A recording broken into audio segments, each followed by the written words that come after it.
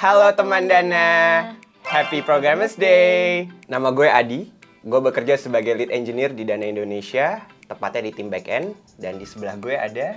Dan gue Niken, sama seperti Mas Adi, gue juga bekerja sebagai Lead Engineer di tim backend. Dan hari ini kita akan menjawab tentang seluk-beluk engineering di Dana Indonesia. Yuk, kita cek aja.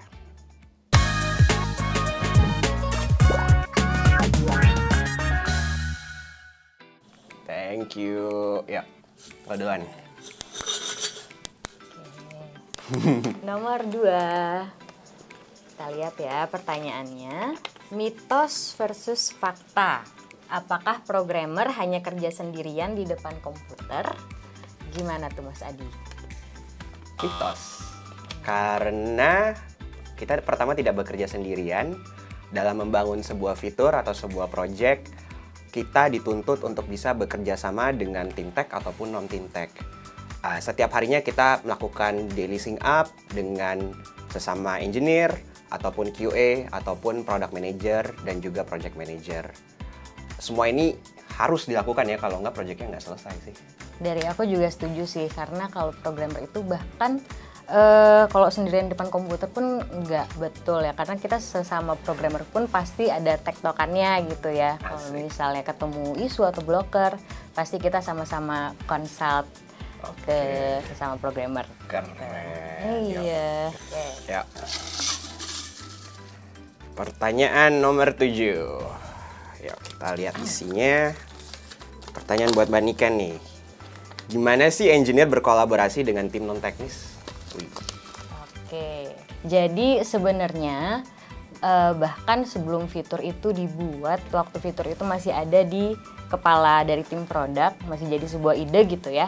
Kita pasti ada sesi assessment di mana ngumpul semua tuh dari tim produk, tim programmer, tim QA untuk kita bahas fitur yang mau dibikin itu apa, dan itu kita pasti udah berkolaborasi di situ, di mana dari kita sebagai programmer harus bisa men-translate tadi itu fiturnya kira-kira butuh berapa orang sih yang dikerahkan di situ, terus kira-kira changes apa aja sih yang dibutuhkan di code kita, gitu sih kurang lebih. Jadi sering banget sih kita sebagai programmer itu berkomunikasi dengan tim lain.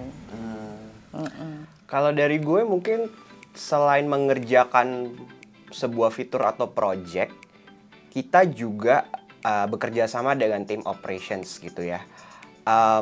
Salah satu values di Dana adalah customer first, dan customer kita biasanya nggak melulu user Dana atau customer Dana, tapi juga PIC yang ada di tim-tim lain. Contohnya adalah tim operasional. Jadi kita juga perlu nih meeting mingguan atau bulanan dengan mereka untuk memastikan bahwa pekerjaan mereka lancar, dan seandainya ada isu atau insiden yang menyangkut dengan pekerjaan mereka, kita bisa mendengarkan dan mencoba meningkatkan lagi performance dari aplikasi yang ada di backend kita supaya tim operasional bisa berjalan atau bisa beroperasi dengan lancar.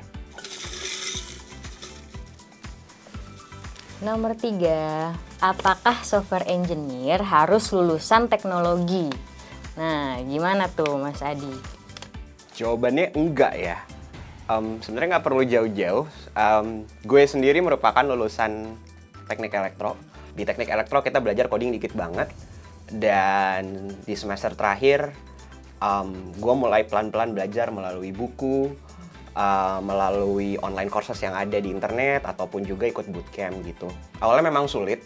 Yang namanya belajar kalau otodidak itu kita biasanya agak susah karena tidak punya teman, tapi ya harus disiplin, belajar terus, belajar dari kode orang lain, ikut hackathon, atau belajar dari orang simply dari YouTube aja sebenarnya cukup sih. Dan di Dana lumayan banyak engineer yang backgroundnya bukan IT ya. Kalau dari Mbak Niken? Oke, dari aku sih sebenarnya setuju juga.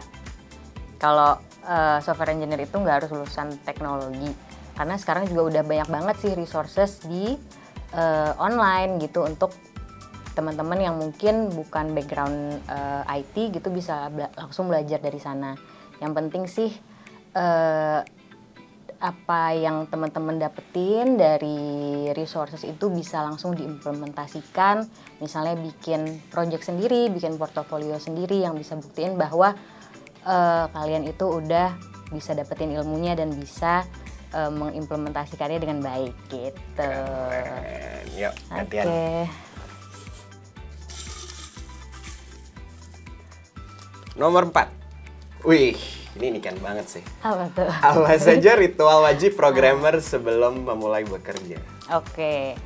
Kalau gue biasanya sampai kantor, kalau misalnya teman-teman yang lain udah pada sampai, kita biasanya bikin kopi atau beli kopi bareng gitu ya sambil ngobrol-ngobrol. Terus kalau udah baru deh balik lagi ke meja, set up working space. Kalau gue bisa simple banget sih, cuman laptop, monitor, sama headphone. Udah deh, habis itu langsung semangat bekerja. Iya. Gitu. Kalau Mas Adi gimana? Kalau gue simple sih, gue cuma butuh kopi. Iya kan, kopi. Kopi sama mungkin hal pertama yang dilakukan adalah ngecek performance app kita 12 jam terakhir biasanya sih gue liatnya. Untuk make sure nggak ada apa-apa, nggak ada yang bermasalah. Kalau ada yang bermasalah ya kita betulin, kalau enggak ya kita lanjut dengan kerjaan kita. Iya. Oke, lanjut. Oke, nomor 8. Apakah engineer harus terus belajar teknologi baru? Menarik. Jawabannya pasti iya ya. Iya. Kita harus belajar terus karena teknologi yang ada sekarang itu selalu baru dan perkembangannya cepat banget. Namun pada saat yang sama, challenge buat kita adalah gimana caranya kita bisa tahu ilmunya secara fundamental, kuat gitu ya, di salah satu ilmu aja gitu. Gua lumayan penganut T-shape knowledge, jadi T-shape itu jadi kayak gini, terus gini gitu ya. Jadi kita tahu secara dasar ilmu yang ada di luar sana, tapi cukup surface level aja, tapi dalam satu teknologi kita tahu sampai dalam gitu ya. Mungkin buat gua itu Java, tapi mungkin kalau programming language kita tahu apa itu Golang atau Python I guess. JavaScript juga sih, tapi kayaknya kalau buat kita Python ya. Terus mungkin teknologi seperti Docker, lalu Kafka juga penting sih. Ya, intinya jangan pernah stop belajar. Dan sebagai Dynamics kan kita juga harus menganut value embrace change gitu ya. Jadi kita harus selalu bisa keep up dengan perkembangan teknologi yang ada sih menurut gue. Yuk. Gitu. Coba ceritain kode terpanjang atau tersulit yang pernah dibuat. Ceritakan pengalaman paling menantang mengenai itu. Mungkin dari Mbak Niken ada rule-nya nggak, berapa baris gitu? Nggak ada sih, sebenarnya kan tergantung sama kebutuhannya juga. Oke. Tapi yang penting sih sebenarnya gampang dimengerti ya sama developer lain, soalnya kan nggak harus selalu kita yang ngerjain kode tersebut kan, bisa aja nanti ada yang lain. Dan dokumentasinya juga harus bagus ya. Betul, ada dokumentasi. Terus hindari tech debt ya. Iya, jadi supaya nanti nggak menyusahkan developer selanjutnya. Betul. Oke. Mungkin pengalamannya adalah kita pernah diminta untuk melakukan improvement terhadap suatu aplikasi yang lumayan legacy. Dan ternyata kodenya panjang-panjang banget ya. Betul.